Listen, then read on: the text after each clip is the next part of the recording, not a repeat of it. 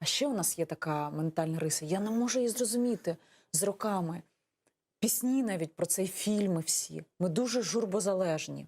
Тобто нам здається, що от ті страдання, які приносять почуття, якщо це не фрагментарно, а от постійно, що ти в страданнях за ним, а он за тобою, ви ссоритесь, міритесь, а потім знову настає страждання. Ми ніби прагнемо страждати. Я не знаю, як це пояснити. От ця от журбозалежність у нас, у українців, вона накладає відбиток на багато що. А якби ми вчилися радіти і зрозуміли, з яких компонентів складається ця радість, навіть не тільки в стосунках, а життєва. На що ми тут? Слухай, я хочу реально прокидатися і лягати, і почувати себе щасливою. І якщо я розумію, що мені для цього потрібно, то треба і так жити. А ще ж є фактор, а що люди скажуть? Це взагалі... О, это, наверное, главное постсоветское вообще. А що люди скажуть, це взагалі, Боже, якби ти б знав, якби я думала, що про мене говорять люди, якби я читала це все і все, я коли раком хворіла, що там частина людей були, і цей... У вас можна матюкатися? Нет. Не можна?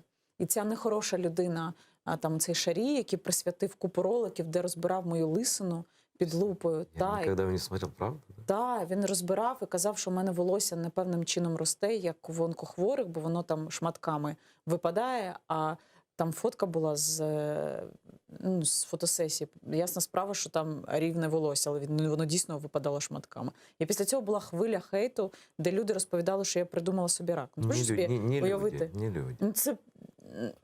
Це от як варіант. Але якщо думати, що про тебе скажуть, одразу згортати все і думати, ох, то думаєш, що я, напевно, думаю, що я паразитувала на цій темі. Не буду влаштовувати редбранчі, не буду допомагати онкохворим створювати кол-центр, над яким ми зараз завершуємо працювати, психологічної допомоги. Тобто, оглядатися, а в своєму житті, скільки разів, там батьки наші навіть, батьки, які говорили і мали на тебе вплив, якою має бути дівчина або чоловік поруч з тобою.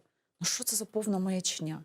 І ми від цього залежні. Навіть якщо ми хочемо це відставити в бік, все одно підсвідомо, ми думаємо, вона ж мама або тато не можуть бути неправі. Вони ж бачать, вони ж добра бажають дитини. І досвід же ж.